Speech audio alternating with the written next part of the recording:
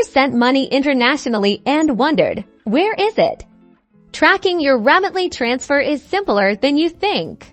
After you've sent money with Remitly, you'll receive a confirmation email or an in-app notification containing a unique reference number. This is your key to unlocking the status of your transfer. First, open the Remitly app or visit their website. Look for the section that says Track or Send Money, or sometimes it's labeled as simply Track Transfer.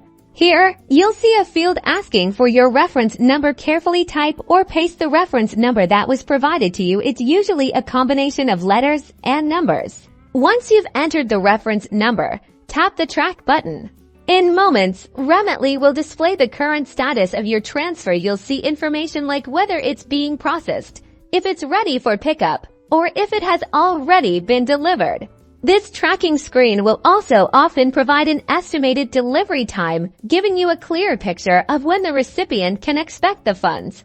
This way, both you and your loved ones have transparency and peace of mind, knowing exactly where your money is. So next time you send with Remitly, remember to use that reference number for effortless tracking.